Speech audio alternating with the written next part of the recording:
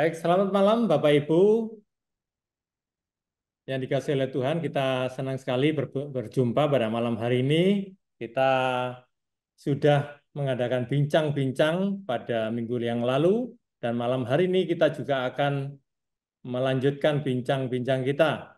Nah, di dalam acara kita sidang ilahi ini ya, kita akan berbincang-bincang banyak hal, terutama yang berkaitan dengan apa yang sedang dibahas oleh Dr. Yonatan Purnomo. Nah, ini kita sudah melihat bagaimana videonya di dalam YouTube. Ya, sekarang yang dibahas itu kan tentang eh, kesalahan yang kedua yang sudah kita lihat di dalam terjemahan Alkitab kita. Jadi ini merupakan satu pemikiran yang seharusnya dianggap serius. Kenapa? Karena ini Alkitab adalah fondasi utama yang harus tidak ada kesalahannya. Ya, kalau kesalahan itu hanya titik koma, saya rasa mungkin tidak terlalu signifikan. Tetapi kalau banyak hal yang tidak sama, ya kan, dengan yang disampaikan oleh Pak Yonatan bahwa ada Alkitab kanon yang tidak salah, tapi yang ini banyak salah. Nah, ini kan jadi masalah. Kenapa? Karena di Indonesia ini STT maupun gereja, ya kan, kemudian lembaga Alkitab itu yang menerbitkan Alkitab kan, kemudian juga sinode, kita semua ini kan sedang menyampaikan kebenaran firman Tuhan. Nah, kalau Alkitab saja itu bermasalah sebagai pondasi, bagaimana kita bisa berbicara tentang kebenaran firman Tuhan tadi. Nah, saya ingin mengangkat eh, pembicaraan kita ini dengan bincang-bincang tentang Alkitab kita, ya, supaya kita lebih tahu seharusnya bagaimana kita menyikapi masalah ini tadi. Nah, acara ini kita di bawah lembaga Biblical Center, ya, yang sudah kita ikuti selama ini dengan tema bagaimana sih cara menguji Alkitab kanon dan tidak kanon? Itu kan pembahasan yang sudah disampaikan oleh Dr. Yonatan. Ya, tapi sebelumnya saya akan sampaikan bahwa disclaimer yang kita ikuti nanti bahwa kita tidak sedang menyerang pribadi atau lembaga tertentu. Jadi kita hanya menyampaikan hal-hal yang berkaitan dengan pemikiran masalah yang sedang ada yang terjadi di Indonesia ini bahkan dunia. Kemudian yang kedua, fokus pada pokok bahasan materi seminar yang sudah disampaikan oleh Dr. Yonatan Purnomo. Kemudian yang ketiga, kita menghindari ujaran kebencian. Jadi tolong kepada teman-teman yang ada di sini maupun netizen yang ada di luar sana, tolong tidak melakukan ujaran kebencian, karena kita ini sesama anggota tubuh Kristus, kita tidak sedang saling menjatuhkan dan menyerang, tetapi kita sedang belajar bagaimana mencari kebenaran itu, supaya kebenaran itu harus dimunculkan, dan ketika itu muncul, maka kita eh, bisa melakukan sesuai dengan apa yang Tuhan mau, sesuai dengan firman-Nya. Oke, apalagi kita sedang mengajar kepada orang lain. Nah, seharusnya sebagai orang yang dipercayakan untuk menyampaikan kebenaran tadi, kita tidak boleh menyampaikan Alkitab atau firman Allah itu yang penuh dengan kesalahan. Karena ini merupakan fondasi kita sebagai orang percaya. Baik, malam hari ini kita akan coba melihat dari yang disampaikan oleh Dr. Yonatan Purnomo, itu di Indonesia ini tentunya kita menjadi satu pemikiran bahwa ketika kita menjadi orang Kristen, satu hal yang pertama kita pegang adalah Alkitab, ya kan?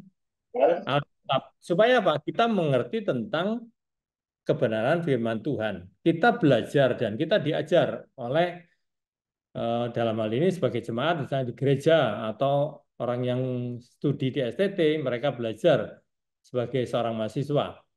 Nah, ketika Alkitab yang dipakai itu tidak kanon, ya kan?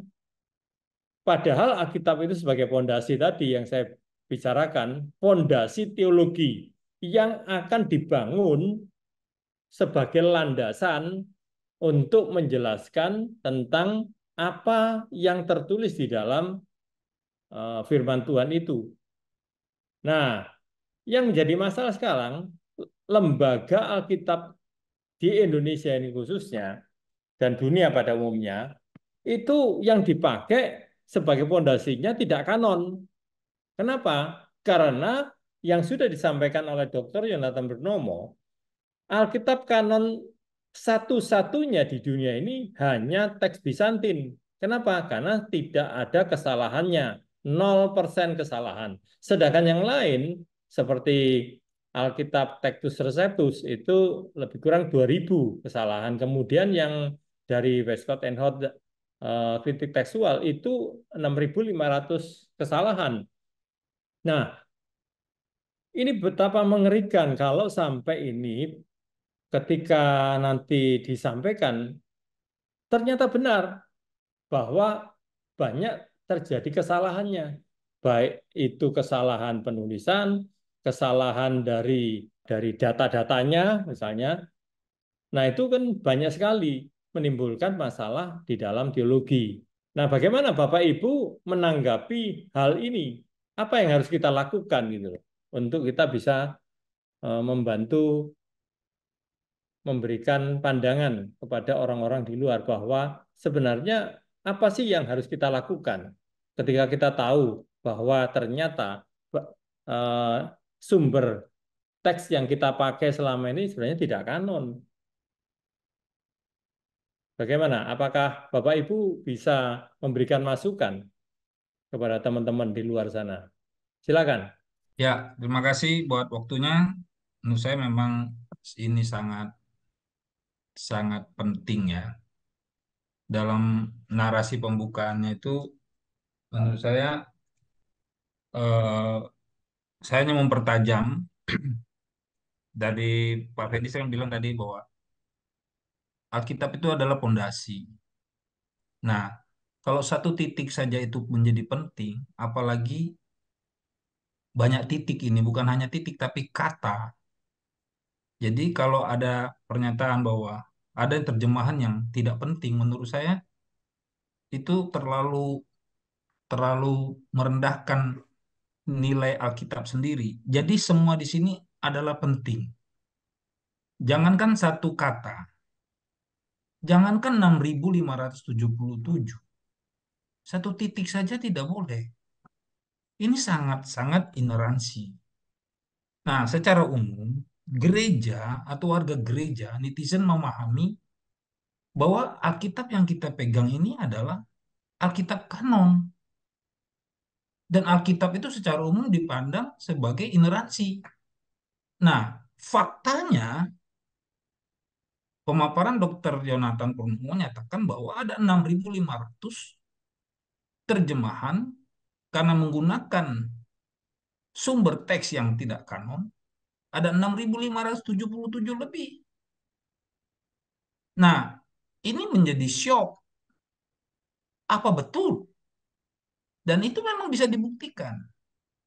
Dari video yang kedua, kalau dibahas sedikit, Pak Dr. Yonatan menyinggung tentang Yunus anak Jonah di Matius dan kemudian beda Yunus anak Yohanes. Kalau Yohanes itu berapa kata? Itu nama orang. Misalnya saya Yusak Indra, anak Yakub, bapak saya nama Yakub. Bilang Yusak Indra bin Hengki. Enggak mau saya. Karena bapak saya bukan Pak Hengki. Itu kalau Simon hidup, Pak. Kalau kita berandai-andai cerita ini. Ngamuk dia. Kalau bahasa kami orang sini, potong kambing, potong sapi. Untuk kasih nama itu. Jadi tidak boleh sembarangan.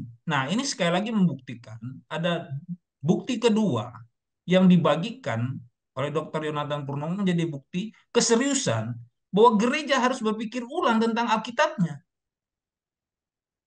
Apakah betul Alkitabnya nih? Ini yang gerak cepat harus siapa ya? Kita harus membangun persepsi yang sama bahwa kita mulai peduli tentang Alkitab kita. Alkitab yang kita pegang ini terjemahan dari mana? Sumbernya dari mana?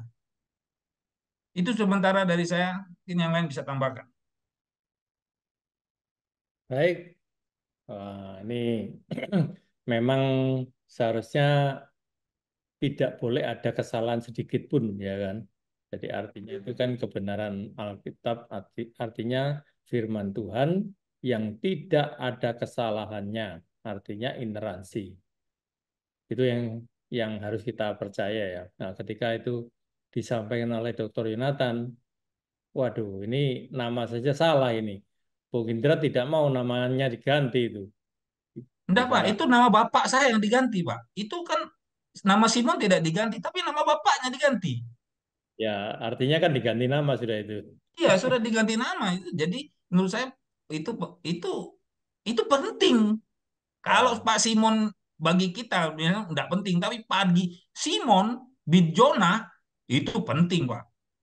ya, Kita sendiri merasa penting. Saya kira Pak Adrianus juga enggak akan terima dibilang anaknya Pak Igna. Enggak mungkin. Itu penting, Pak. Maksudnya ini keseriusan. Fakta kedua ini harusnya menggugah gereja untuk bisa kembali melihat Alkitabnya. Ini sumbernya dari mana? Kalau kenapa yang di Bizantium semuanya anak Yunus, tidak ada yang anak Yohanes? Karena apa? Mereka dari sumber yang kanon. Sekali lagi itu bukti dan ini memperkuat kita ada di sini. Terima kasih. baik.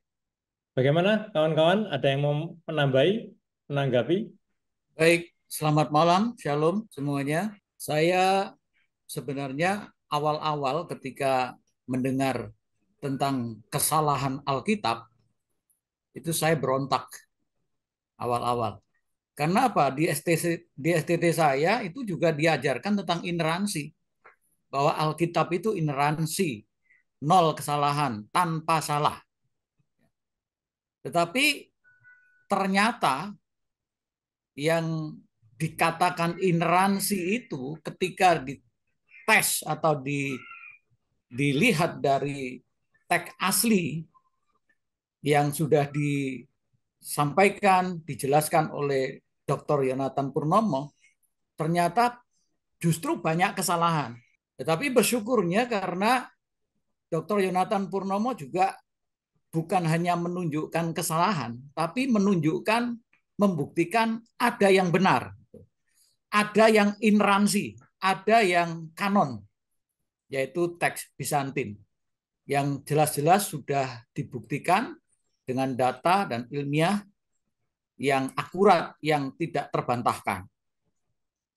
Nah, pentingnya kenapa kita harus mengerti, memahami mana kitab yang kanon, mana yang tidak, itu bagi saya sekarang, ya, setelah mendengar dua hal, ya, baru dua dari 6.500 sekian kesalahan, baru dua kemarin yang diungkap oleh Dr. Yonatan Purnomo itu. Yang pertama, bahwa Yesus Kristus tidak bangkit sendiri, tapi dibangkitkan. Ini penting sekali. Ya. Kenapa? Karena ini juga banyak dari teman-teman kita yang juga menyerang dari hal ini, menyerang kekristenan, iman Kristen kita dari hal ini. Misalnya, katanya Yesus itu Tuhan. Kenapa kok dibangkitkan? Dan banyak sekali ya para teolog yang tidak bisa menjawab dengan benar. Tetapi dengan diungkapkan oleh Dr. Yonatan bahwa kesalahannya itu adalah dalam teks yang tidak kanon, berasal dari sumber yang tidak kanon, yang mengatakan bahwa Yesus Kristus itu akan dibangkitkan. Nah, ternyata yang betul adalah Yesus Kristus itu bangkit sendiri. Dan ini pukulan telak ya bagi kita untuk para berdebat-berdebat yang menyaksikan tentang keilahian Kristus.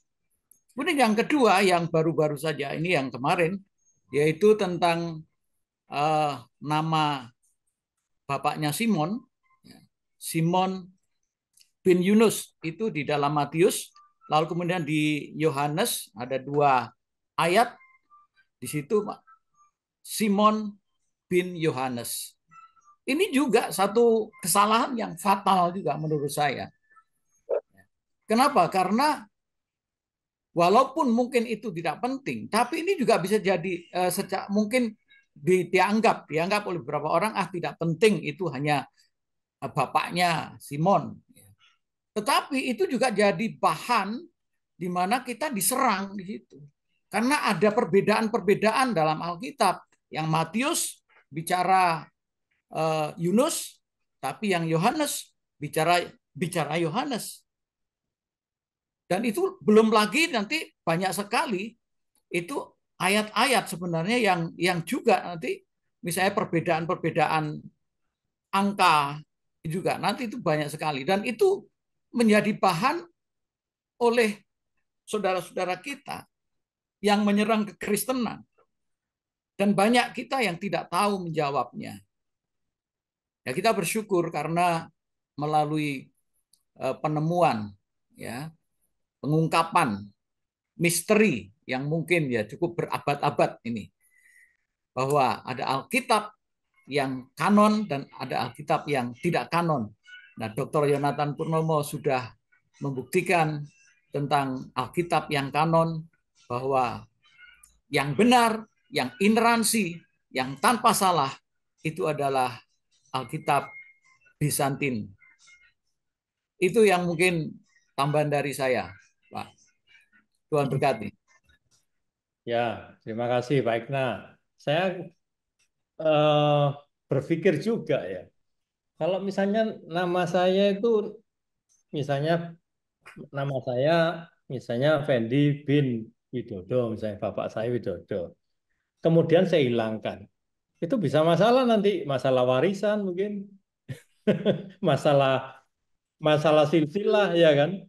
Itu kalau saya lihat di dalam eh, sebelum zaman Tuhan Yesus, bagi orang-orang Yahudi ya, orang-orang Israel, mereka itu punya silsilah itu penting ya. Apalagi nama belakangnya itu tidak boleh ada kesalahan. Karena itu bisa diurut mereka kan dari orang tua siapa begitu. Nah, kalau sampai salah ya ini jadi masalah memang. Nah, apalagi ini bicara tentang firman Tuhan, ya kan? Tidak boleh ada kesalahannya, seharusnya begitu ya. Nah, ini kalau Pak Fendi, ya, saya nambahkan sedikit, mumpung lagi panas kepala saya. Misalnya begini, Yesus Kristus. Banyak kalau di orang Filipina tuh, Yesus Gonzales, Yesus Barnoleus. Jadi itu penting nama belakang itu. Kalau ganti nama, ganti orang itu. Simon siapa? Simon Jonas atau Simonnya Yoko? Jadi Yesus itu ada Yesus Gonzales, Yesus Barnabas. Mau-mau dia nama Yesus. Tapi bagi kita, Yesus Kristus yang mati di kayu salib, bangkit hari ketiga, ya seperti itu. Jadi penting sekali nama itu. Jadi menurut saya eh, satu titik saja tidak boleh. Apalagi banyak titik ini, banyak kata itu. Jadi apalagi nama ini. Dan itu sangat fatal. Jadi temuan kedua membuktikan ini bukti otentik bahwa kenapa bisa salah? Karena ada pembanding, ada yang benar.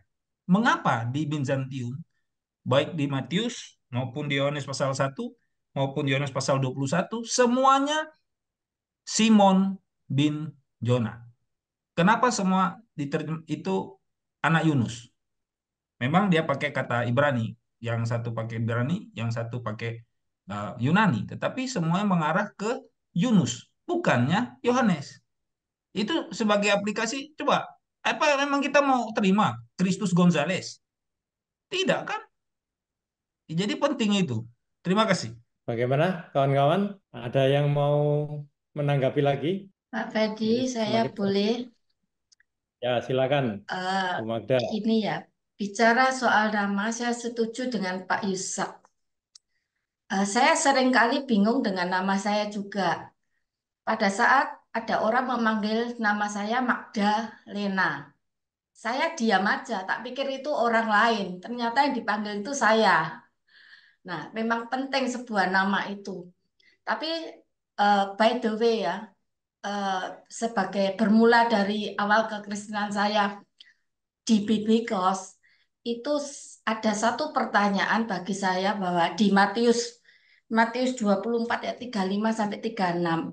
Kenapa saya menyebutkan ini? Padahal Pak Yonatan belum membahas, tapi sempat disinggung ya, jika Yesus Tuhan mengapa tidak tahu hari kiamat. Itu sempat saya tanyakan ke Bapak Yonatan pada saat awal-awal saya mengenal Biblikos. Nah, di situ saya terjadi kebingungan sebagai orang awam. Kenapa saya pada saat saya membaca di Alkitab berbahasa Indonesia itu berbeda dengan Alkitab versi King James. Itu saya tidak pernah mendapat jawaban di situ, alasannya apa. Tetapi di benak saya beranggapan bahwa Alkitab itu saya diajar tidak pernah salah, bahkan bagi siapapun yang menghilangkan satu iota pun itu kan salah. Satu iota saja tidak boleh hilang, dikatakan seperti itu. Tetapi mengapa itu berbeda? Saya bertanya ke sana ke sini, jawabannya selalu tidak memuaskan. Tetapi dengan belajarnya semakin ke sini, saya jadi mengerti bahwa ternyata ada teks sumber yang nol kesalahannya saya diajar itu, dan itu adalah Bizantin. Dan mestinya kita itu harus rendah hati belajar mana sih kita mendengarkan dulu mana yang salah, mana yang benar. Dan di situ alasan saya, apa yang harus saya ikuti berikutnya.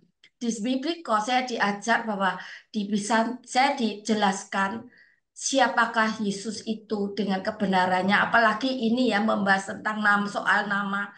Dari tentang nama Yunus, Simon ini yang persoalan nama bapaknya ini sudah berbeda.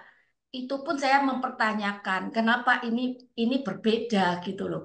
Ternyata mestinya kalau ada yang menunjukkan nol kesalahan dan runut tanpa ada pertentangan dan konsekuensi apa kontroversinya, itu mestinya kita harus bisa menerima dengan rendah hati. Kita mau belajar untuk diarahkan kebenaran. Itu sih yang saya rasakan di pembelajaran di Bibikos ini. Saya sungguh sangat berterima kasih dan itu mengubah pola pikirku. Aku tidak pernah mengalami mujizat yang spektakuler di mana sakitku disembuhkan. Pada saat aku tidak punya uang, aku di dilimpah-limpahkan, tidak. Tapi mujizat bagi aku itu adalah perubahan pola pikir ke dalam Alkitab yang benar. Itu bagiku aku mendapatkan mujizat dan aku tidak menyangka bahwa aku bisa berada di Bibikos ini. Terima kasih. Ya, baik, terima kasih Bu Magda. Bicaraan kita ini semakin hangat ya. Kalau saya lihat memang ini menyangkut mengenai harkat hidup orang Kristen. Artinya ketika kita mengenal Alkitab yang benar, seharusnya kita tidak menjadi ragu. Tapi iman kita ini semakin dikuatkan, kan begitu ya. Jadi kita tidak ada keraguan lagi ketika melihat bagaimana karya penulisan Alkitab itu tidak ada kesalahannya. Jadi itu yang membuat kita nanti semakin bertumbuh di dalam pengenalan akan Tuhan. Seharusnya seperti itu. Nah, bagaimana kalau sampai ini seperti kasus yang ada ini? Simon anak Yunus. Yang lain ngomong Simon anak Yohanes. Ini kan padahal kan semua itu adalah murid Tuhan Yesus kan. Nah, memang sepele tapi sebenarnya ini sudah merubah ya kan? Bukan satu iota tapi sudah satu kata itu. Nah, ini problem yang harus kita luruskan ya. Di dalam terjemahan-terjemahan ini banyak sekali yang juga salah seperti ini. sudah diungkapkan oleh Dr. Yonatan Purnomo. Belum lagi hal yang lain. Apakah ada yang mau menambahkan? Ya, satu lagi Pak Fendi. Ya, silakan. Ketika di dalam kitab Matius itu dikatakan bahwa Simon bin Yunus, dan memang itu yang betul. Lalu kemudian di dalam Injil Yohanes dikatakan bahwa Simon bin Yohanes, dan itu yang mengatakan Yesus. Itu sama saja merendahkan Yesus, menurut saya. Karena kok bisa ya Yesus ngomong Simon bin Yohanes? Oh, kok tidak tahu dia? Apakah Yesus tidak tahu? Jadi kan itu juga akhirnya merendahkan Yesus. Dari terjemahan atau dari sumber yang tidak benar ini, ya, sekalipun itu hanya sebuah nama, tapi itu mengandung implikasi bahwa Yesus tidak tahu.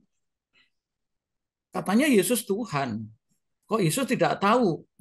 Bapaknya Simon itu Yunus. Akhirnya akan begitu. Ya. Itu yang dari kitab yang tidak kanon, yang tidak ineransi. Tapi yang di kitab yang kanon, Yesus Maha tahu, Yesus tahu siapa bapaknya Yunus, bapaknya Simon, Yunus, sama. Jadi Yesus tidak penyimpan di situ. Kalau kalau di Yohanes itu kan yang menurut yang kitab yang tidak kanon itu Yesus pelin-pelan. Satu ngomong bapaknya Yunus, yang satu kok bapaknya namanya Yohanes. Itu udah satu kesalahan yang fatal, ya. Jadi bersyukur dengan Alkitab Bizantin yang diungkapkan oleh Dr. Yonatan Purnomo ini, ya, membuat kita jadi terang benderang, ya, mana yang kanon, mana yang ineransi, dan mana yang tidak kanon. Itu Pak Wendy. Ya, baik. Terima kasih. Kalau tadi yang sudah kita bicarakan itu masalahnya adalah Alkitab yang tidak kanon, ya kan? Nah, kalau sampai ini diajarkan oleh gereja, ya kan, kemudian diajarkan oleh STT, yang disampaikan kepada mahasiswa, kepada orang-orang jemaat, wah kalau sampai salah semua begini, bagaimana ya? Apakah ini nanti mempengaruhi iman Kristen kira-kira? Kenapa? Karena dengan banyak hal salah, akhirnya kan kita menjadi ragu-ragu, betul ya? Kita menjadi tidak yakin bahwa ini betul-betul ineransi. Kenapa? Loh ini aja sudah ada dua. Apalagi nanti diungkap ada 6.000 lebih. Pengaruhnya sampai di mana kira-kira? Apakah ini berpengaruh terhadap iman Bapak Ibu?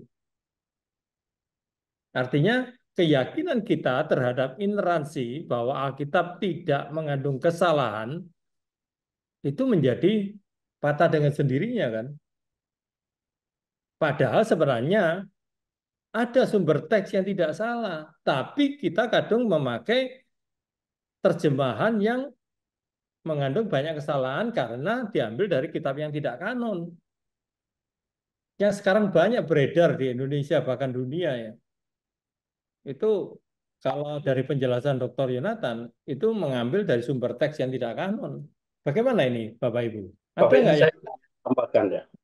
Ya silakan. Ya, terima kasih waktunya untuk saya memberi sedikit tambahan. Yang kita bicarakan kali ini bicara kanon, ineransi, dan pentingnya karena Alkitab itu adalah fondasi. Tadi dikatakan demikian. Dari penjelasan Pak Yonatan, untuk sesi yang kedua ini menjadi poinnya di sini sebenarnya hubungannya dengan ineransi. Ketika Simon yang sebenarnya anak Yunus lalu ditulis di Yohanes itu sebagai sebagai anak Yohanes, Nah, ini kan salah satu bukti sebenarnya nggak inerans. Saya pernah membaca buku soal bagaimana itu ineransi, bagaimana itu infallibility. Tidak ada salahnya, tidak ada kelirunya. Karena merujuk pada Alkitab yang benar. Nah, pertanyaannya, Alkitab yang benar itu yang mana? Dari penjelasan Pak Yonatan, ketika bicara inerans atau ineransi Alkitab itu sendiri, maka yang dituju itu adalah teks Bizantin itu, yang notabene sudah disepakati oleh bapak-bapak gereja. Saya kira gereja harus, atau jemaat atau orang Kristen ini harus melihat hal ini dengan satu keseriusan, ya. Kenapa? Kalau kita bicara bahwa Alkitab itu penting, pentingnya di mana sih? Ada banyak alasan orang mengatakan bahwa Alkitab itu sangat penting. Ada yang bilang Alkitab itu mengubah dunia. Ada yang mengatakan bahwa faktanya memang benar demikian, ya. Para martir atau orang-orang boleh mati, bisa mati atau mau mati demi Alkitab itu sendiri. Ada yang mengatakan Alkitab ini adalah buku kuno yang paling akurat, dan lain sebagainya. Tetapi ketika kita bicara ineransi, ini pada konteks yang mana? Saya dengan belajar dari Biblikos, saya akhirnya tahu bahwa yang inerans itu adalah yang disepakati bapak-bapak gereja itu. Itu tidak ada salahnya. Kenapa? Karena dari autograf yang disalin kembali sudah sesuai dengan yang autograf itu dan disepakati. Nah, itu inerans. Tidak ada salahnya, tidak ada kelirunya. Tapi kalau hari ini masih ada sumber, mengambil dari sumber yang tidak kanon, akhirnya jadi berbeda. Dalam penjelasan Pak Dr. Yonatan kan jelas itu. Ternyata banyak teks yang dari Westcott and Hort, WHNU lah, yang dari Sinaiticus itu, diterjemahkan atau disalin kembali oleh si Westcott and Hort, Neston Aland, dan United Bible Society. Ternyata itu banyak yang keliru, masih banyak yang salah. Bayangkan 6.500-an sekian itu. Nah, ini baru dua hal yang diangkat. Baru kali kedua ini. Saya nggak membayangkan bagaimana tiap minggu kita disuguhkan dengan perbedaan-perbedaan itu. Nah, ketika kita bicara ini inerans, banyak sekali bedanya. Orang awam, seperti saya bukan lulusan teologi, jadi bingung kan? Di samping bingung ya menggoncang iman itu. Kita mau percaya Alkitab yang mana? Yang miris bagi saya adalah kenapa kok ada teks Bizantin yang sudah disepakati bapak-bapak gereja kok tidak dipakai? Justru yang dipakai itu buatan orang per orang. Yang akhirnya di era zaman ini perdebatannya bukan cuma di antara kekristenan saja. Bahkan non-Kristen aja sering masuk untuk memperdebatkan hal ini. Jadi kalau dikatakan fondasi, Alkitab itu adalah fondasi, ya kita harus koreksi diri nih. Terutama para teolog, orang-orang yang sering mengajarkan umat, mengajarkan dari kitab yang salah, yang kurang, yang tidak kanon itu, bagaimana? Ini kan pertanyaan sederhana, tetapi menurut saya ini penting. Jadi kalau bicara kanon di penjelasan pertama Pak Yonatan sudah jelas itu ya. Bicara ineransi juga sama. Nah sekarang pembuktian tentang tidak ineransi, ya salah satunya itu Yunus anak Yohanes, ternyata di Matius Yunus apa si Simon anak Yunus, si di Yohanes Simon anak Yohanes. Nah ini kan sederhana. Kalau Shakespeare bilang ah apa apalah artinya itu ya, maksudnya eh, cuma beda nama kok, bukan soal itu. Kita kan bicara konteksnya ineransi. Nah, kalau ineransi dengan perbedaan ini, pertanyaan balik, apakah ini ineransi? Kan enggak. Ini sederhananya begitu. Saya kira itu sih tambahan dari saya, Pak Fendi. Ya, baik, terima kasih, Pak Wilmar. Ya, memang akhirnya menjurusnya bisa ke arah, wah, jangan-jangan memang banyak salahnya, begitu ya. Nah, karena sudah ada dua hal yang diangkat, disampaikan oleh Dr. Yonatan Purnomo. Jangankan Bapak sebagai orang awam, saya sendiri yang pernah kuliah di STT, untuk tahu mana Alkitab yang kanon itu kami tidak pernah dengar sama sekali. Karena semua itu bisa dipakai, tinggal pilih mau pakai yang mana, dan kita mengambil dari sumber teks yang mana. Itu kita bebas dan kita menggali sendiri, mencari sendiri, bahkan dengan kritik tekstual. Nah, kalau memang sudah ada yang kanon, kenapa kok teman-teman tidak mau selekas-lekas kita ini belajar gitu? Ya kan? Seharusnya kan ketika disampaikan hal ini oleh Dr. Yonatan Purnomo, seharusnya kita ini langsung menangkap dan segera mencari tahu apa, ada apa begitu. Benar nggak ini sumber teks yang benar yang tidak ada kesalahan? Bila perlu langsung menanyakan kepada beliau.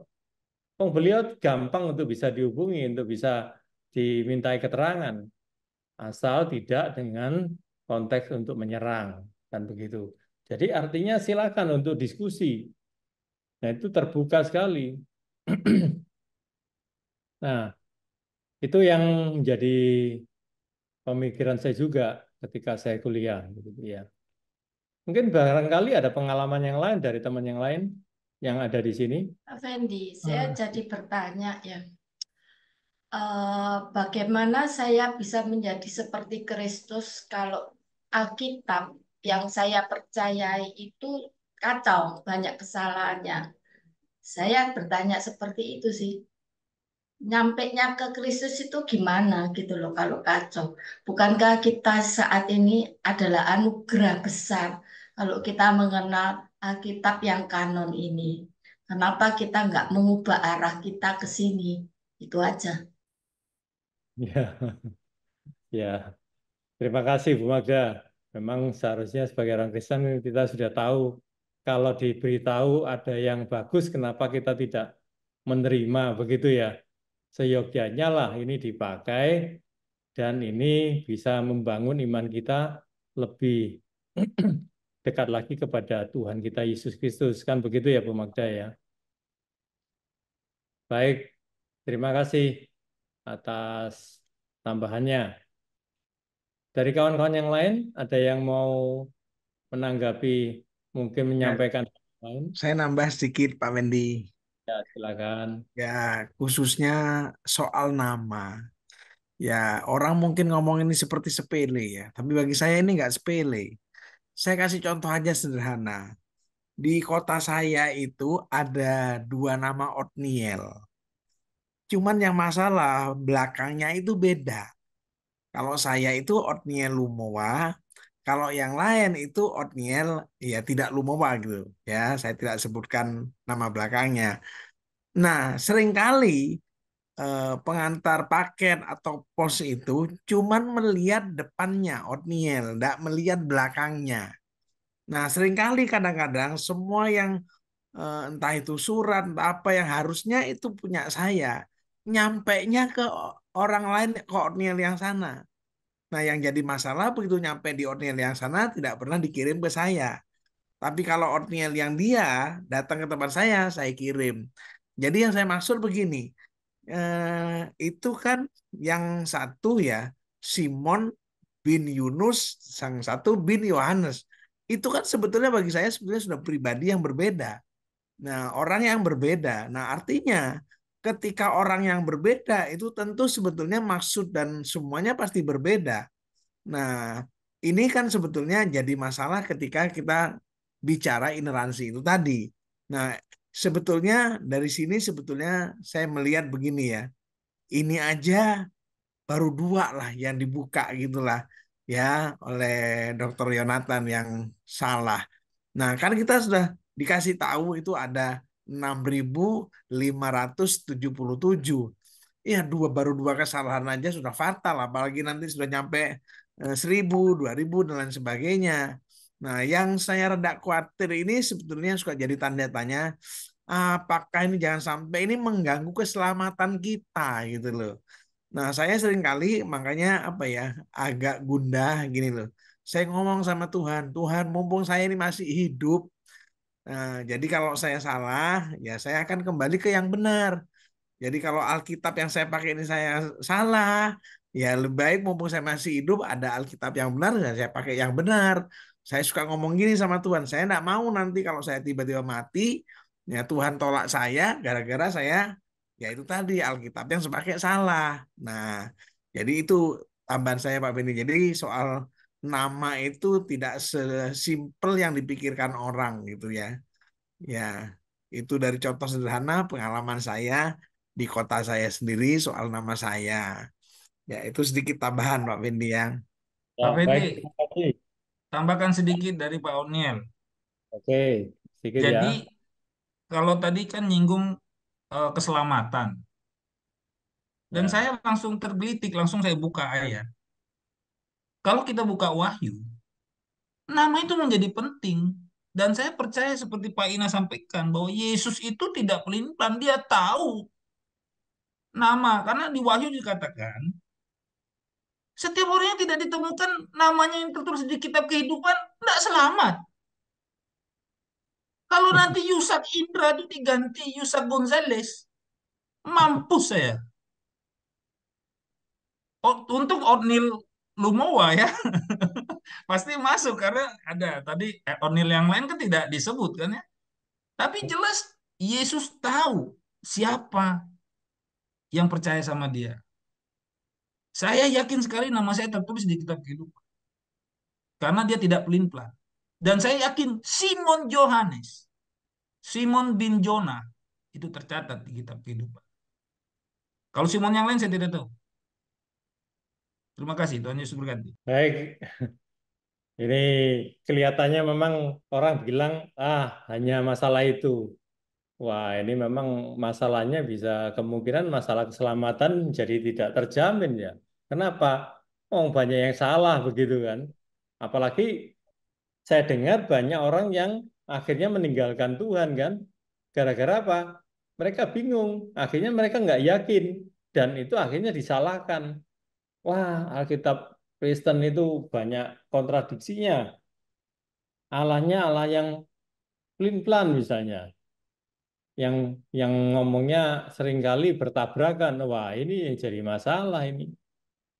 Jangan sampai teman-teman kita yang seharusnya semakin kuat imannya tapi justru meninggalkan Tuhan.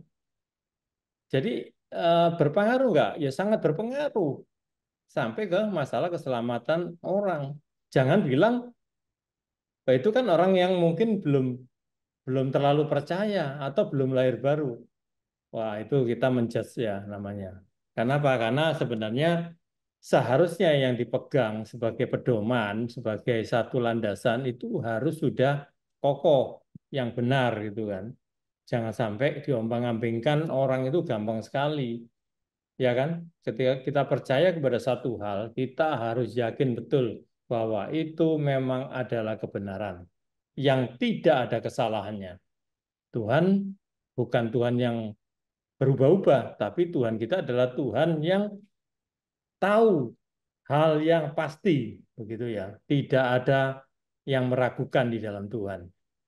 Sehingga kita semakin bertumbuh dalam pengenalan akan Dia. Ya. Pak Fendi, Nah, ya, boleh bicara? ya tambah sedikit aja ya. Ya, Saya sedikit saja. Saya mengajak kita untuk coba sedikit bergeser. Saya menanggapi juga tadi eh, per, pernyataan dari Pak Adrianus, Pak Wilmar. Pak Wilmar juga sampaikan bahwa eh, kenapa sih tidak mau pakai yang kanon? Kan ada yang Bizantium. Mengapa gereja berkembang sedemikian rupa seperti mengabaikan yang sumber teks yang kanon? Bukankah ini warisan dari bapak-bapak gereja, hasil dari konsili? Dan kita di sekolah Alkitab kan sudah sering mengupas tentang hasil konsili. Tapi seperti berlalu begitu saja. Nah, dalam video yang Dr. Yonatan Purnomo sampaikan, ada satu fakta yang disampaikan. Betapa pentingnya kita kembali ke teks yang kanon. Kenapa? Karena WHNU itu sumber yang sama dipakai saksi Yehova. Kita menolak semua saksi Yehova. Tetapi sumber teksnya mereka sama, kita tidak menolak yang lain, WHNU. Jadi ini menjadi pembelajaran juga buat kita. Kita menolak. Jadi menurut saya, apakah gereja memikirkan sumber teks WHNU dengan saksi Yehova itu mereka punya sumber yang sama? Kenapa kita tidak kembali ke kanon Alkitab Bizantium? Apa salahnya? Dan apa susahnya? Bersyukur Dr. Yonatan Purnomo sesuai apa yang dia sampaikan telah menyelesaikan terjemahan. Sehingga sudah ada dalam versi Indonesia yang bisa dipahami orang Indonesia. Dan kita akan kawal terus, kita akan pantau terus hal ini. Ya, kita mempertanyakan kepada gereja, kenapa susahnya? Kenapa tidak mau memakai sumber teks Bizantium kanon yang memang sudah ditetapkan hasil konsili di Kartago? Terima kasih. baik, terima kasih. Kita lari ke hal yang lain ya. Ini tadi mungkin sudah lebih jelas tadi disampaikan oleh teman-teman pada malam hari ini.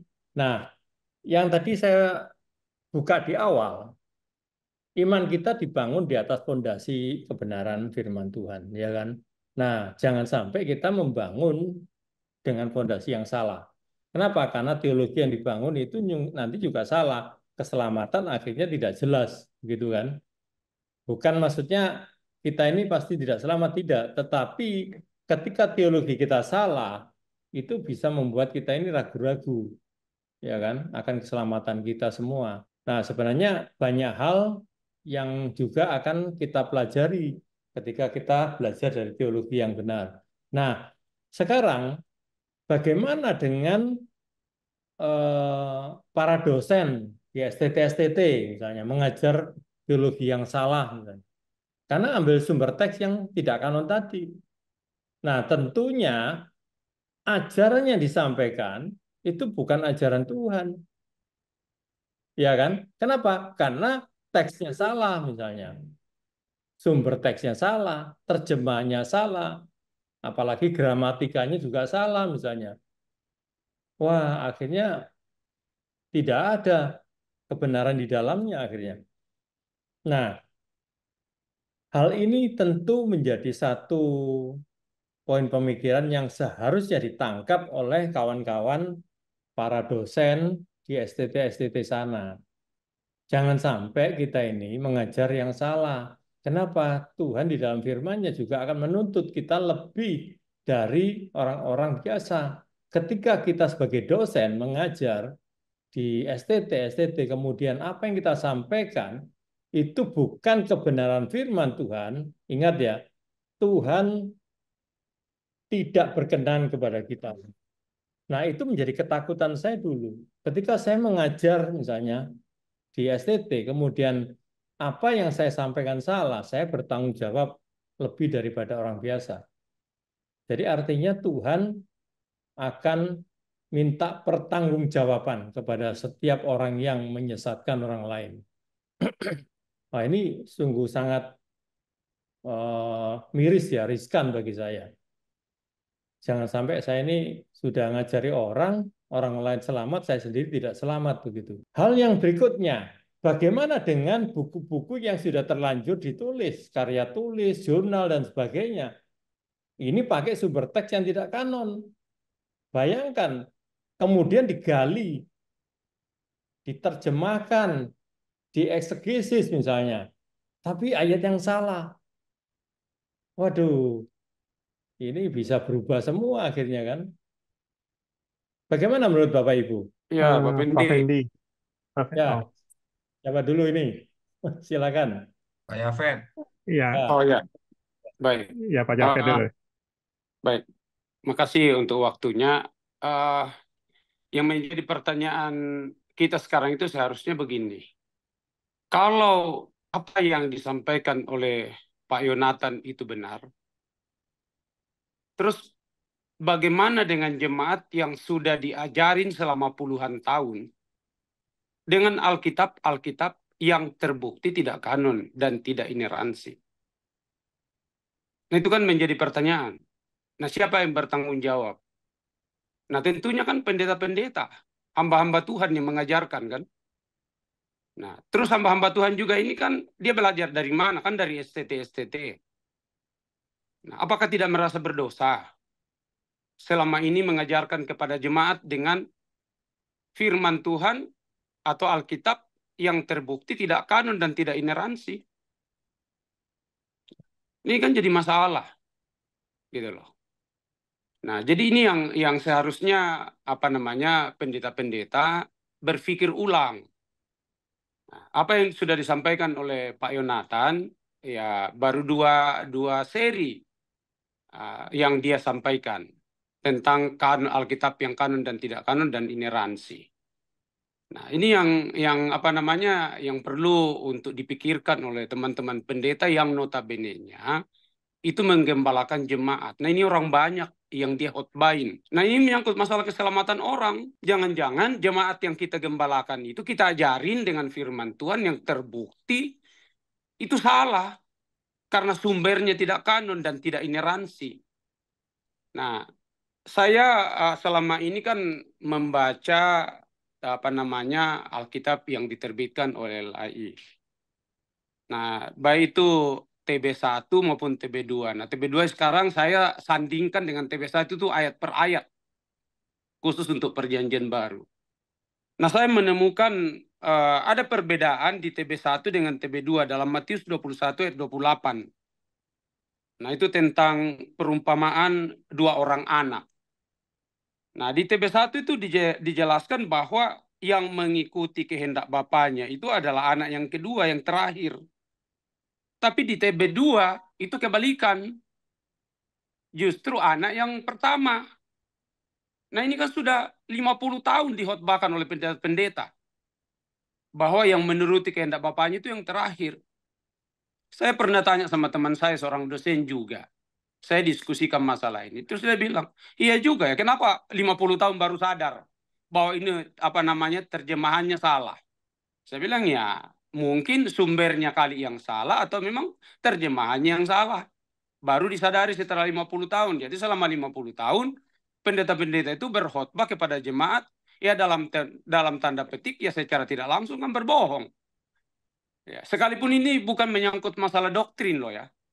Tapi ini kan masalah ineransi, kebenaran, karena Alkitab katanya kan tidak boleh salah. Ya kan? Nah, ini menjadi persoalan. Nah, makanya teman-teman pendeta ini ya mungkin sebaiknya ya apa yang disampaikan oleh Pak Yonatan nanti coba dipikirkan. Nah, kemudian cari referensinya, cari kebenarannya, jangan langsung ditolak begitu, karena banyak yang saya dengar itu tiba-tiba menolak tanpa menyelidiki, tanpa mencari tahu dan seterusnya. Kan ini kan fatal kalau begitu. Jadi dianggapnya bahwa yang ada sekarang ya sudahlah kita khotbahkan aja lah yang ada sekarang, kita pakai yang Alkitab sekarang. Nah, terus bagaimana dengan jemaat yang selama ini dilayani? Jadi itu yang menjadi apa namanya perlu dipertanyakan, dan teman-teman pendeta ini ya perlu untuk memulai dari sekarang. Mumpung ada informasi ini yang disampaikan lewat YouTube-nya Pak Yonatan, ya sudah, marilah mengkaji kebenaran-kebenaran ini supaya apa? Supaya kita jangan terus-menerus seperti yang Pak Fendi katakan tadi, yang pada akhirnya kita menyesatkan jemaat dengan ajaran-ajaran yang salah. Itu yang pertama. Yang kedua, Pak Fendi, tentang apa namanya YouTube-nya Dr. Yonatan kemarin menyangkut masalah nama apakah namanya itu Simon bin Yunus atau Simon bin Yohanes. Nah, kalau orang-orang yang mengikuti sidang-sidang pengadilan itu, kalau seorang terdakwa yang pertama kali diajukan, itu betul-betul identitasnya harus jelas. Karena nama Simon itu bisa ratusan nama. Nah, makanya selalu ditanyain oleh hakim, Simon, betul, nama, bin, itu ditanyakan ke orangnya langsung, bin, ya, harus disebutkan, oh bin Yusak, oh bin Ikna, nah, kalau misalnya dia anaknya. Itu harus itu, karena itu menentukan sekali. Sebab jangan sampai menghukum orang yang lain. Nah, itu identitas itu. Jadi itu tidak tersangkut doktrin masalah itu, tapi itu fatal. Itu kalau misalnya identitasnya seseorang fatal. Nah, kemudian tadi sudah sempat disinggung apa namanya Pak Yusak juga ya. Jangan sampai misalnya apa namanya itu Simon, misalnya ya saya lah, misalnya Yafet, ya kan? Yafet bin apa namanya bin Abraham misalnya. Kemudian ada Yafet lain bin apa gitu loh. Nah, kan tidak mungkin kan langsung bersamaan masuk, karena ya memang beda beda nama kan gitu. Jadi itu menurut saya yang harus apa namanya dipahami oleh semua orang Kristen. Sekalipun ini mungkin hanya menyangkut persoalan nama, tapi sangat sangat fatal kalau misalnya kita tidak perhatikan itu. Karena ini menyangkut masalah identitas dan terkait masalah ineransi Alkitab yang dikatakan itu tidak boleh salah. Ya, saya kira gitu Pak Fendi. Ya, terima kasih. Ya, baik, terima kasih. Apakah ada yang mau menambahi? Ya, Atau Pak Fendi, izin Pak. silakan. Sebenarnya bangsa ini sangat terberkati ya tahun-tahun ini ya. Kenapa saya bilang bangsa yang sangat diberkati? Coba bayangkan ya, kita ketika diberitahu bahwa Alkitab yang instansi yang kanon itu adalah Bizantin. Kemudian kita diberikan Alkitab itu, kita pasti nggak bakal mengerti juga. Karena semuanya menggunakan bahasa Yunani. Ya kan, dengan huruf Yunaninya, apalagi tanpa ada transliterasinya. Sudah pasti itu menjadi sia-sia. Nah, kenapa kita terberkati? Ternyata Tuhan ya mengirim Dr. Yonatan dengan perjuangannya 4 tahun itu menerjemahkan secara gramatikal ke dalam bahasa Indonesia. Tentu bangsa ini lebih terberkati daripada Singapura, Thailand yang nggak pernah ada, boro-boro tahu Alkitab kanon. Begitu ada pun terjemahannya juga pasti bangsa ini begitu terberkati.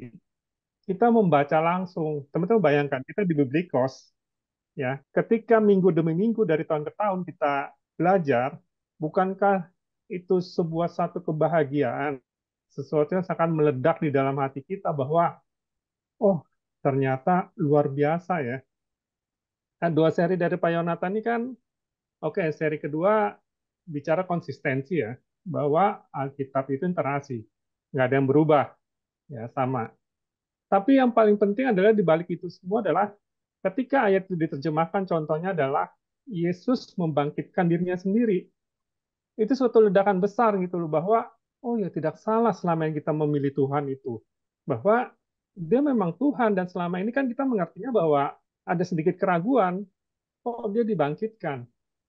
Ketika ada seorang Dr. Yonatan yang menerjemahkan secara gramatikal dari Bizantin ya, bahwa dia dibangkitkan, itu ledakan besar gitu dalam hati kita.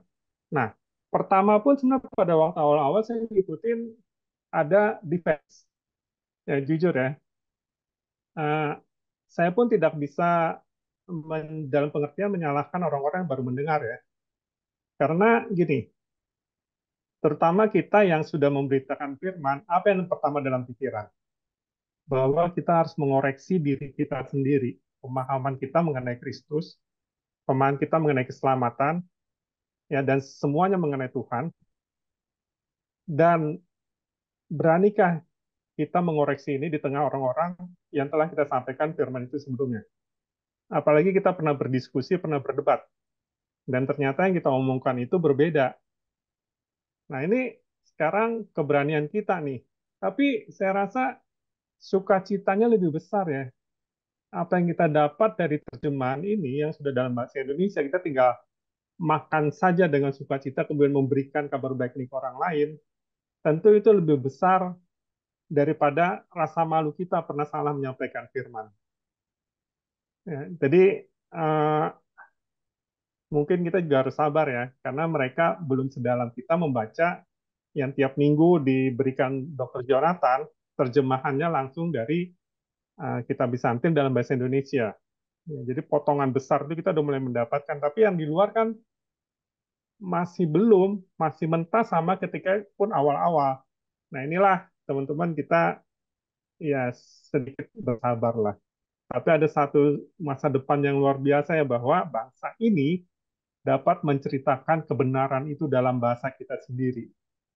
Ya, kita bisa menceritakan ke bangsa yang Indonesia ini bahwa Yesus Kristus Tuhan, dia membagikan dirinya sendiri. Itu baru 2 seri. Bagaimana yang lain lagi dibuka lagi, dibuka lagi. Tentunya ini menguatkan kita. Dan tentunya yang dulunya ragu menjadi tidak ragu. Dulunya bingung, sudah tidak bingung lagi. Alkitabnya udah jelas. Nah, Bizantin udah jelas, sudah kanon. Dan akan dibuktikan minggu demi minggu sama Dr. Yonatan bahwa Alkitabnya benar. Kemudian di terjemahannya juga pasti benar kan? Dalam pengertian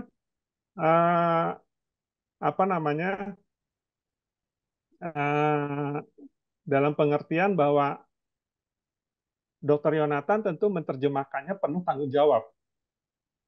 Ya, dan nggak gampang loh. Saya tahu nggak gampang dia menerjemahkan penuh tanggung jawab tuntunan Tuhan untuk menerjemahkan Alkitab itu ke bahasa ibu kita sendiri. Saya katakan sekali lagi ya, bangsa ini sedang diberkati Tuhan secara luar biasa dengan adanya terjemahan close dari kitab Bizantin. Ya demikian Pak Fendi, Tuhan berkati. Baik. Wah, semakin menarik ya yang disampaikan oleh Pak Michael Budijaya tadi. Ya memang itu pergumulan yang selama ini kawan-kawan juga alami ya. Saya rasa semua mengalami kegalauan ya kan, keraguan itu pasti. Kenapa? Karena banyak hal yang orang bilang itu dulu saya pernah diajari, oh itu hanya paradoks, bukan kontradiksi. Artinya yang satu itu seolah-olah tidak nyambung, tapi sebenarnya itu nyambung begitu loh. Sesuatu yang dianggap seolah-olah bertabrakan, tapi itu sebenarnya saling melengkapi. Itu dulu kan, karena saya ya pokoknya saya anggap Alkitab itu kan ineransi, tidak ada salahnya ya. Pasti Tuhan bicara benar, tidak ada salah. Tapi ketika memang itu terus dikumandangkan, digerojolkan oleh teman-teman kita di luar sana, yang tidak percaya kepada Tuhan, nah itu membuat iman kita kadang bisa goyang gitu kan. Semakin belajar, semakin tidak percaya. Kan banyak begitu. Saya pernah dengar ada kawan-kawan yang sekolah di STT, akhirnya dia meninggalkan Tuhan. Tidak ikut lagi kepada iman Kristen. Wah ini sangat sangat miris ya. Padahal dia bilang alasannya itu karena apa yang disampaikan di dalam Alkitab itu banyak yang tidak cocok. Nah, apa yang disampaikan oleh para rasul ketika kita ini menyampaikan hal yang berbeda. Rasul Paulus pernah bicara bahwa kepada jemaat di Korintus tentang Yesus yang lain, roh yang lain, Injil yang lain. Ya kan? Apa yang pernah diajarkan oleh Paulus itu akhirnya tergerus oleh Injil yang lain yang disampaikan oleh orang-orang yang memang notabene pada waktu zaman para rasul dulu itu mereka berusaha memasukkan ajarannya sendiri. Nah, yang kemarin juga Dr. Yonatan sempat membahas itu di dalam materi di seminarnya, webinarnya. Kalau tidak salah di dalam Galatia 1 ayat 8 dan 9. Itu Paulus sampai mengatakan kepada orang sekalipun ya, kami atau malaikat yang dari surga memberitakan kepada kalian, selain Injil yang kami beritakan kepada kalian, terkutuklah dia. Oh, ini kata-kata yang keras sekali. Sampai Rasul Paulus berbicara seperti itu. Artinya ini sangat penting. Jika ada orang yang memberitakan kepada kalian selain Injil yang telah kalian terima, ya kan? Maka terkutuklah, kata Paulus. Wah, ini keras sekali loh. Artinya tidak boleh ada yang mengacaukan dengan Injil yang lain. Injil yang lain dari mana? Karena dari kitab yang tidak kanon. Ketika itu dipahami dengan salah, kemudian diajarkan, itu merupakan Injil yang lain. Bagaimana ini kawan-kawan? Ada nggak pemikiran Pak Fendi, Ya, baik, silakan. Pak Fendi, coba kita teman-teman di Biblikos ya. Dari kita diberikan terjemahan Bizantin dalam bahasa Indonesia, dari kita ngikutin tiap minggu kan, tengah-tengah minggu, dari Matius sampai sekarang 1 Petrus, 2 Petrus. Dan saya tidak pernah menemukan Dr. Jonathan itu menafsir. Semuanya terjemahannya sudah jelas. Ya, terjemahannya sudah jelas dan masing-masing kitab itu saling terhubung. Dan jelas hubungannya benang merahnya sangat jelas. Ya, contoh juga yang materi yang kedua yang terkait nama itu kan. Itu aja salah satu contoh yang kecil. Nah, kita tiap minggu mendapatkan asupan yang luar biasa bahwa tidak perlu lagi keraguan gitu loh. Nah, yang menarik nanti kita tunggu kitab Wahyu nih. Ya, hubungannya semakin jelas tuh luar biasa. Tapi juga tiap hari Minggu itu kan kita juga dapat apa namanya? Kalau orang bilang asupan gizi rohani yang luar biasa juga. Minggu pagi dan kemudian diulang Minggu sore apa pelajaran ini gitu loh. Nah, jadi sekarang kembali lagi ke apa namanya? Setiap yang mendengarkan melihatnya sebagai ancamankah atau melihat ini sebagai sebuah sukacita besar untuk diceritakan ke banyak orang. Dan sama seperti kita pun menjadi kuat, kita pun menjadi semakin hari semakin tidak ragu lagi. Dan saya yakin orang-orang luar sana pun pasti akan mengalami hal yang sama. Karena berita Injil itu begitu kuat. Dan berita Injil yang disampaikan ini tidak ada keraguan lagi gitu loh. Ya, ya demikian Pak Fendi. Bersyukur ya buat kita semua. Silakan Pak Fendi. Ya, terima kasih Pak Michael. Apakah ada kawan-kawan yang lain yang mau memberikan tanggapan atau masukan? Saya boleh bicara, Pak? Silakan, Bu. Jadi begini, Pak. Dari penjelasan tadi saya dengarkan, memang masalah nama ini sangat fatal sekali. Artinya ini bukan penafsiran, tetapi teksnya berbicara seperti ini. Nah, ini kalau boleh diberikan saran bagi hamba-hamba Tuhan atau STT, bisa kalau tidak percaya dengan Biblikos, bisa mempertanyakan dari Alkitab yang dipegang. Dari mana sumbernya, kok bisa ada dua nama yang berbeda. Dari situ nanti akan ketahuan asalnya dari mana teks itu. Yang kedua, sekarang ini media sosial sudah terbuka begitu luas. Jemaat itu dapat mengakses semua informasi lewat media sosial. Jangan sampai hamba-hamba Tuhan, dosen-dosen kalah informasi dengan jemaat. Nggak lucu nanti, Pak. Kalau jemaat, tanda petik, lebih pandai daripada dosen dan hamba Tuhannya. Itu kan jadi miris begitu loh Pak. Itu saja sih Pak. Terima kasih. Baik, terima kasih Bu Astuti. Baik, saran yang cukup menusuk ya bagi para dosen. Itu ada himbauan sebaiknya memang harus segera memperlengkapi diri dan mengecek kebenarannya. Sudah disampaikan lewat YouTube-nya, itu ada nomor kontaknya, silakan dihubungi supaya ada penjelasan apakah benar yang dikaji oleh Dr. Yonatan itu benar atau tidak. Beliau sangat terbuka. Silakan untuk dihubungi. Terima kasih Bu. Yang lain apakah ada yang mau menambahkan lagi? Eh, ini Ada Pak memang Hengki tadi, Koven. Pak ya Fen. memang persoalan yang cukup berat yang harus bisa segera ditangkap oleh kawan-kawan para dosen dan bantuan di luar sana ya. Kira-kira ini penyampaian dari orang awam yang seharusnya bisa dijawab ya. Silakan. Siapa tadi?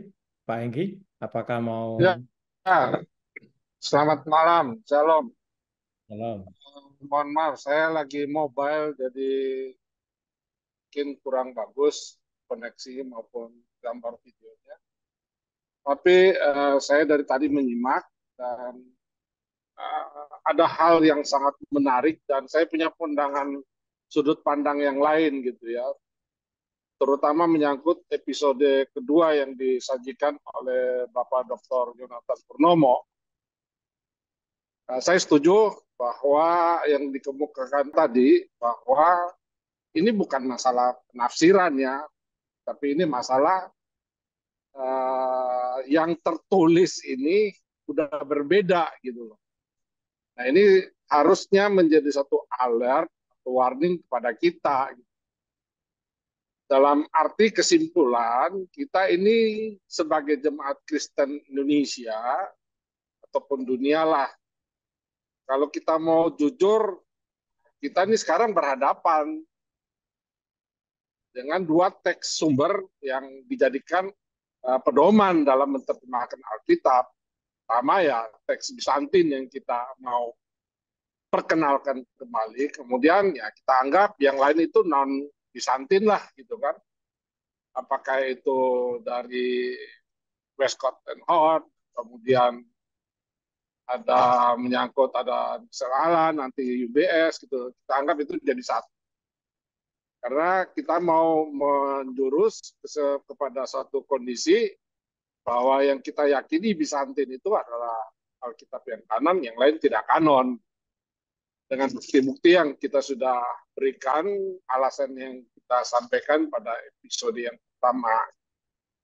Nah yang kedua, ini saya mau menilik lagi, ini terutama dari sisi hukum lah, penyidikan lah, gitu kan. Kalau kita melihat bahwa Rasul Matius dan Rasul Yohanes, orang yang bersama-sama 3,5 tahun bahkan lebih gitu kan setelah Yesus kembali ke surga, kok nggak saling mengenal gitu keluarganya gitu kan. Datang makan di rumah mertua Petrus gitu kan, Yesus menyembuhkan ibu mertua Petrus. Matius dan Yohanes kok bisa salah identifikasi? Itu dalam penyidikan polisi nanti bisa ditanyakan Pak Adrianus, ini konyol, benar-benar konyol gitu loh. Masa nggak tahu ya kan silsilah daripada Petrus gitu loh.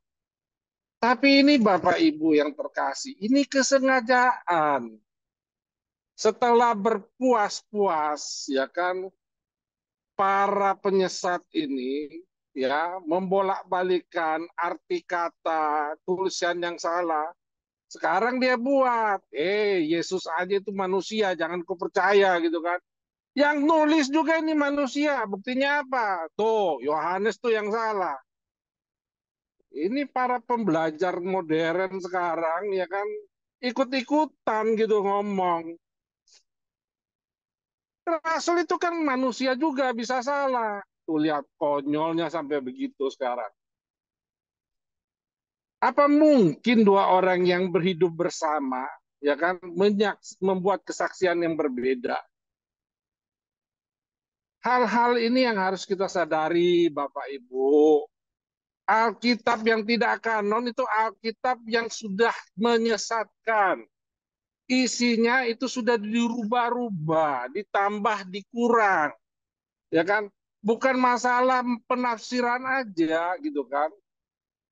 Nah, ini yang dihantarkan oleh Bapak Yonatan Purnomo. Kita lihat bagaimana kita ini kanon apa enggak gitu loh. Kita belum masuk ke penafsiran yang ini ya, gitu loh. Ini teks yang begini sederhana aja itu sudah disesatkan, ya kan? Kita jangan berbicara tentang bahwa ini tidak menyelamatkan atau ini menyelamatkan. Kita belum ketemu nih, atau ini belum disajikan oleh Pak Yonatan juga. Yang jauh lebih dahsyat ini yang betul-betul diinikan, itu sangat luar biasa. Jangan kita ini, terutama ini saya senang sekali nih, pada kali ini kita ambil contohnya kan Rasul Simon. Ditegur sama Rasul Paulus gitu, kamu ini orang Yahudi, hidup tidak dengan gaya yang tidak Yahudi, begitu ketemu orang Yahudi, kau lebih-lebih menjadi Yahudi gitu loh. Artinya apa? Ada ketidakteladanan dari Simon Petrus itu, ya kan? Jangan munafik gitu loh. Demikian juga dengan bapak-bapak yang ada sekarang, ya kan? Yang jadi pengajar, yang jadi hamba Tuhan. Anda ini mengajarkan, ya kan? Firman Tuhan itu luar biasa, tidak ada salahnya.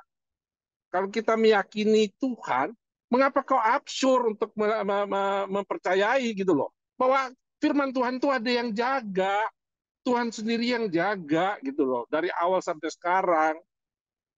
Cuman yang menang-menangan dari dulu sampai sekarang itu ya kan karena disesatkan, karena memang begitu. Penyesat ini pasti ada, demikian kata Yesus.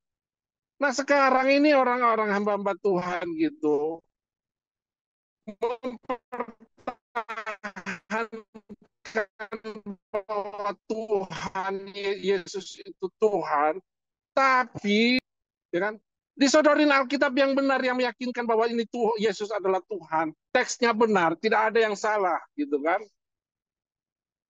Bahkan setelah diterjemahkan ya kan itu sudah memberikan kesaksian bukti bahwa teks aslinya itu benar-benar tidak ada yang salah, ineransi. Luar biasa, sehingga terjemahan pun dibawa dalam ranah pengertian bahasa Indonesia, itu nyambung, terkait. Kita melihat keterkaitannya dari perjanjian lama, ya kan, dibawa, ya. Yang masih dulu di perjanjian lama masih bayang-bayang, di perjanjian baru diterangkan semua. Oh ternyata begini, dan itu terkait dari Matius, Markus, Lukas, Yohanes, sampai Wahyu, itu menyambung. Ya kan? Dan terjemahan yang disampaikan, yang diinikan oleh Bapak Yonatan, luar biasa, tidak ada yang kontradiksi, tidak ada yang kontroversi, saling menguatkan, saling menginikan, gitu kan? Dan tidak ada. Nah, diambil dari mana? Diambil dari teks begitu meyakinkan, apalagi daripada ini ya teks aslinya, ya kan? Ini, jadi sekali lagi, berhentilah. Kita ini sudah disesatkan terlalu jauh. Kita ini jadi pintar-pintar bodoh. Kita jadi pintar dalam hal kebodohan, dalam ilmu yang salah. Berhenti, jangan sampai ke situ. Kita kembali. Gampang sekali kita mencocokkan. Kita cari aja keselarasan pengajaran yang disampaikan oleh Dr. Yonatan ini dengan yang diajarkan di Gereja Timur. Selaras nggak? Kan itu saja yang perlu dicek bagi Bapak Ibu sekalian gitu kan. Dan kita yang sudah mempelajari, kita sudah mendengar, sangat selaras gitu loh. Nah Bapak Ibu yang belum melihat, belum ini, coba untuk meyakinkan diri Anda sendiri, ya kan, supaya Anda betul-betul yakin pegang Alkitab yang kanon. Karena Alkitab yang kanon akan membawa Anda hidup sempurna. Engkau akan disempurnakan. Tuhan akan menguduskan. Tuhan akan memurnikan kita, orang yang berdosa. Tapi kita dengan mempelajari Alkitab yang kanon, yang tidak ada salahnya, kita benar-benar menikmati firman Tuhan yang benar. Tidak ada keraguan lagi. Tidak ada lagi yang membuat kita bertanya-tanya, ini kok di kitab surat ini berbeda dengan ini. Di Bizantin dan terjemahan yang dilakukan oleh Dr. Yonatan Purnomo, kita tidak ketemu lagi yang salah. Tradisi. Semuanya punya hubungan yang jelas, diterangkan dengan baik. Demikian Pak Fendi, terima kasih. Terima kasih Pak Engki atas tanggapannya yang sangat menggelegar, luar biasa. Saya percaya mungkin teman-teman di luar sana bisa mendengar dan mulai memikirkan apa yang disampaikan oleh Pak Engki tadi. Ini merupakan satu dorongan semangat kita untuk kita mau kembali kepada teks yang kanon, yang tidak ada kesalahannya. Jadi artinya, kenapa sih sebetulnya permasalahan utama atau apa yang menjadi permasalahan utama di dalam kekristenan yang dari dulu sebenarnya memang kalau kita tahu itu sangat banyak sekali muncul heresis-heresis. Artinya para penyesat-penyesat adalah orang-orang yang memang dari awal tidak suka dengan Kristen, pengikut Kristus. Kelihatannya seperti itu karena lewat apa yang mereka kerjakan, ini banyak ayat-ayat yang memang tidak sama dan dirubah begitu. Kenapa kok harus terjadi? Kita sebagai orang yang jauh dari zaman itu, kita tinggal memakai, kita tidak tahu apa yang harusnya kita pakai, kebenaran yang mana yang harus kita ikuti. Sampai hari ini barulah kita mulai dibukakan satu-satu. Ini merupakan satu anugerah yang harusnya ditangkap oleh teman-teman di luar sana. Jangan kita mengeraskan hati kalau memang Tuhan sudah menyatakan. Coba diteliti, dilihat, dikaji, benar nggak? Supaya kita tidak gampang membidat-bidatkan orang, menyalah-nyalahkan. Saya terpukul sekali dengan omongan Pak Hengki tadi. Karena banyak orang-orang yang sudah tahu salah tapi tetap ngotot mengajarkan. Ini yang sangat berisiko, Bapak Ibu.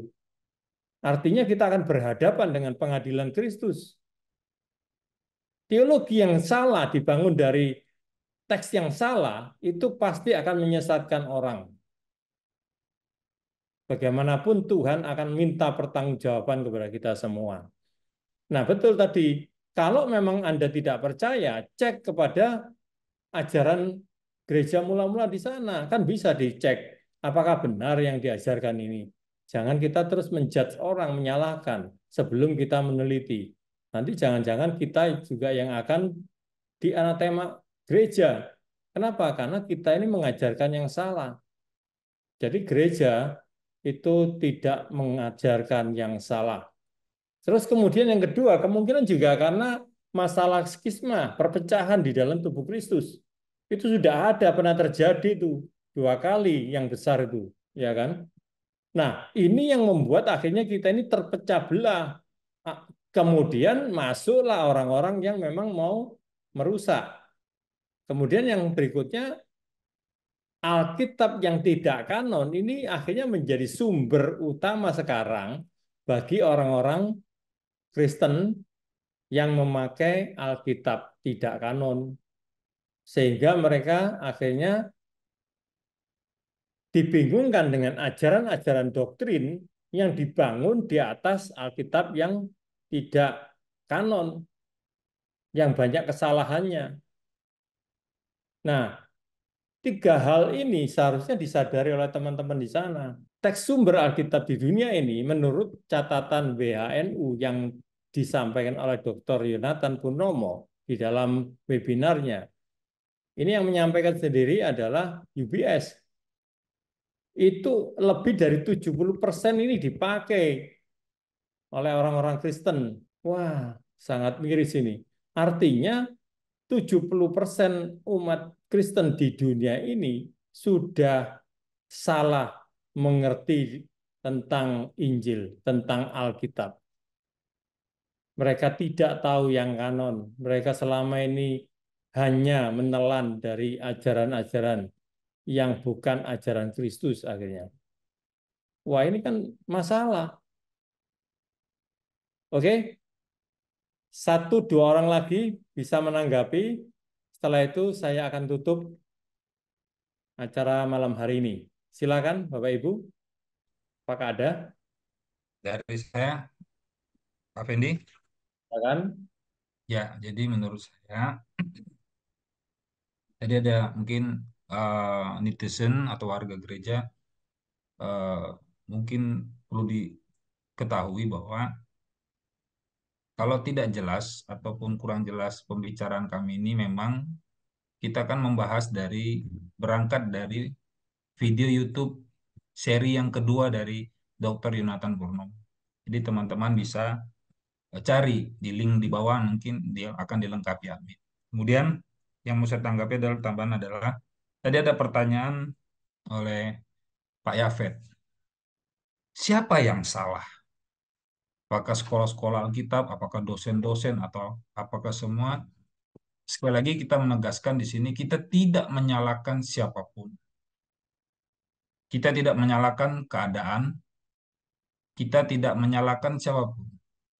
Tapi sekarang dengan hadirnya Tuhan anugerahkan, seperti Pak Michael sampaikan tadi, anugerah kepada bangsa Indonesia, kepada gereja, hadir Dr. Yonatan Purnomo yang mampu, yang Tuhan berikan karunia untuk menerjemahkan bahasa Yunani Koine yang sudah mati, yang sudah dibunuh oleh Tuhan, tidak bisa berkembang, tidak bisa disalah tafsirkan karena bahasa itu sudah dimatikan oleh Tuhan, tidak digunakan manusia lagi untuk menjadi percakapan, sehingga itu akan terbuka secara penelitian, secara linguistik, untuk diperdebatkan terjemahannya itu. Jadi sangat terbuka. Dan bahkan di dalam video itu, yang kedua, Dr. Yonatan Purnomo menyatakan dia menerima kok masukan, kritikan. Jadi ini panggilan kepada semua ahli linguistik, pakar bahasa Yunani. Ayo, bersama-sama kita kembali peduli. Kita mawas lagi terhadap Alkitab yang kita pegang, terjemahan. Bukankah firman Tuhan mengatakan kepada kita bahwa percaya segala sesuatu dan ujilah. Nah sekarang mari diundang oleh Dr. Yonatan Purnomo untuk menguji keilmuannya secara linguistik. Ayo bicara.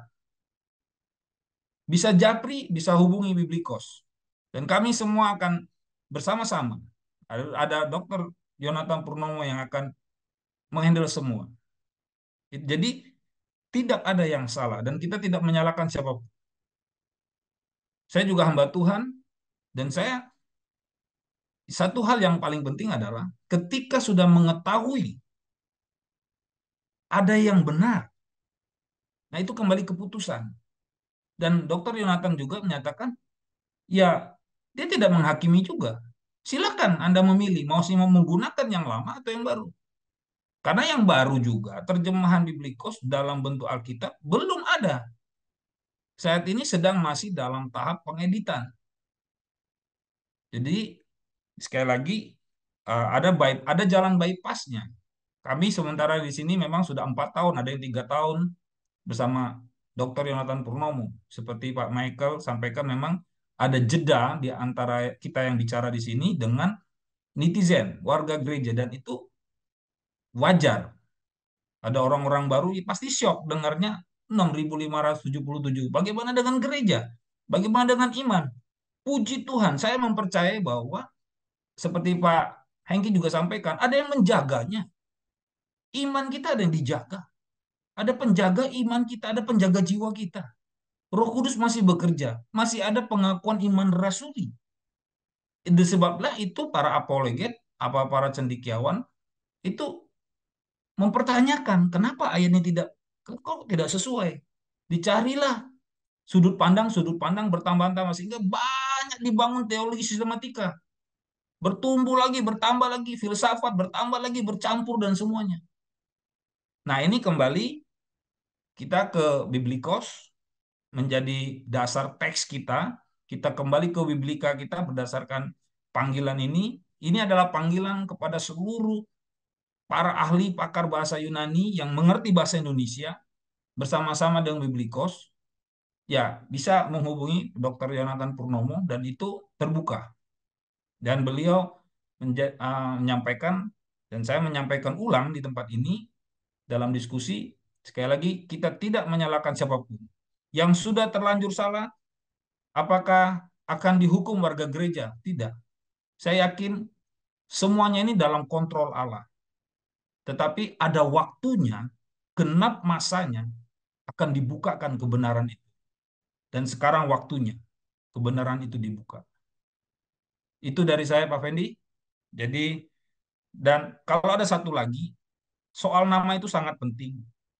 Menyangkut nama Jonah dan Yohanes, kita tahu bahwa nama Yohanes itu surga atau malaikat turut campur. Ketika Zakaria masuk ke dalam bait Allah, lalu dikasih nama bahwa istrimu akan mengandung, dia tidak percaya. Dan waktu kasih nama dia apa? Yohanes. Jadi nama itu penting. Dan satu lagi, nama Jonah dari sekian banyak nabi, itu nama Jonah itu masuk. Yesus katakan ketika ditanya, angkatan jahat ini minta tanda kepada mereka, tidak akan diberi tanda kecuali tanda Nabi Yunus. Jonah. Jadi kata Jonah, nama itu menjadi penting sekali, Pak. Simon bin Jonah dengan Simon bin Yohanes itu menjadi dua pribadi yang berbeda dan ini fatal. Ini sekali lagi untuk menyimpulkan kalau dari saya, misalnya untuk tambahan lagi supaya kita mengerucut, karena dari seminar nasional yang kedua itu Dr. Yonatan Purnomo mengangkat isu tentang dua nama yang berbeda di Matius yang dicatat Matius 16 dan Yohanes pasal 1 dengan Yohanes pasal 21 ayat 15. Itu saja dari saya. Terima kasih. Tuhan Yesus berkati. Baik, terima kasih. Saya rasa cukup ya. Kita akan akhiri. Saya akan berikan sedikit kesimpulan. Dari webinar yang kita dengar untuk sesi kedua, kita ini sudah melihat bagaimana dikupas, ya kan, tadi yang disampaikan terakhir oleh Bung Indra. Kita sebagai orang Kristen, marilah kita mulai melihat. Yang pertama, jangan kita ini gampang a priori terhadap sesuatu hal yang disampaikan, apalagi itu kebenaran yang mengungkap tentang teks Alkitab. Ya kan? Boleh dikaji, boleh ditelusuri, boleh ditanya. No. Biblikos sangat terbuka untuk bisa dihubungi. Itu ada websitenya. Bapak Ibu bisa melihat. Di background kami itu ada tulisan websitenya. Nah, silakan dicek. Apakah Biblikos ini mengerjakan sesuatu yang sesat? Kata teman-teman di sana. Itu banyak sekali. Mereka tidak meneliti, mereka tidak melihat, mereka tidak mencari, tidak mendengar, apalagi sudah mengatakan sesat. Miris sekali bagi orang-orang Kristen. Kalau hanya segitu saja tanggapan dari teman-teman yang di luar sana. Nah, kami di sini tetap akan berbicara, menyampaikan kebenaran. Tidak mungkin akan berhenti. Kenapa? Karena kalau sampai kita tahu hal yang benar, tidak menyampaikan kata firman Tuhan, kita ini sudah berdosa. Kita diam saja sudah berdosa. Kita bertanggung jawab kepada Tuhan. Nah, kemudian yang kedua, Tuhan memakai siapa saja untuk melakukan pekerjaannya. Jangan kita ini menganggap, oh siapa itu orang Indonesia, ngerti apa dia? Taunya bahasa Mandarin, saya pernah dengar itu. Masa Alkitab pakai bahasa Mandarin saja? Padahal yang disampaikan bahasa Yunani, bahasa Ibrani. Nah, yang berikutnya, yang terakhir adalah biblikos mengerti dan menemukan kesalahan-kesalahan di dalam Alkitab yang tidak kanon, yang tidak intoleransi. Sementara yang di luar sana tidak bisa menunjukkan ada kesalahannya. Nah, kalau orang mampu untuk menunjukkan kesalahan, itu adalah orang yang berpengetahuan. Orang yang tahu kesamaan itu bukan orang yang berpengetahuan, tapi orang yang tahu perbedaan itu baru dia mengerti. Dia berpengetahuan. Artinya, betul-betul Tuhan tunjukkan ada hal yang harus diungkap. Ini memang salah. Kita harus membuka hati, kita harus berbesar hati. Jangan kita menjadi a priori terhadap sesuatu yang disampaikan. Apalagi kalau itu dikaitkan dengan masalah tidak suka. Ini sangat aneh sekali bagi saya untuk orang-orang Kristen. Kalau sampai punya pandangan begitu ya. Saya berharap teman-teman di luar sana, marilah kita sama-sama belajar seperti yang disampaikan yang terakhir oleh Bung Indra tadi. Kita tidak sedang menghakimi atau menyalahkan orang-orang lain. Kami ini ingin menjadi rekan sekerja. Kami ingin menyampaikan ada penemuan, silakan dikaji. Kami mau dikoreksi, kami mau diberikan masukan. Dan Dr. Yonatan berkali-kali menyampaikan itu di dalam seminarnya. Artinya beliau sangat terbuka. Beliau mau dikoreksi. Ya. Jadi jangan melihat dari gayanya bicara saja. Itu memang gaya bicaranya seperti itu. Tapi beliau murni ingin menyampaikan kebenaran hasil yang pernah dikaji. Dan itu siap untuk dibagikan. Bukan untuk sesuatu yang dipakai sendiri. Untuk memperkaya diri tidak ada. Kami tidak punya motivasi itu. Bagi kami ini adalah pelayanan pekerjaan Tuhan yang harus disampaikan kepada banyak orang supaya semua orang boleh mendengar tentang kebenaran ini. Baik, sampai di sini di penghujung acara pada malam hari ini. Terima kasih atas kebaikan Bapak Ibu untuk menunggu dan mendengar acara ini dengan baik. Kiranya Tuhan Yesus senantiasa memberkati kita semua dan mohon maaf atas semua perkataan-perkataan yang mungkin dipandang tidak layak. Kami mohon maaf. Kiranya Tuhan senantiasa mengingatkan kita sebagai orang percaya untuk selalu mau dikoreksi oleh kebenaran firman Tuhan. Dan kita akan menunggu sesi berikutnya yang akan disampaikan oleh Dr. Yonatan Purnomo. Tuhan Yesus memberkati kita semua.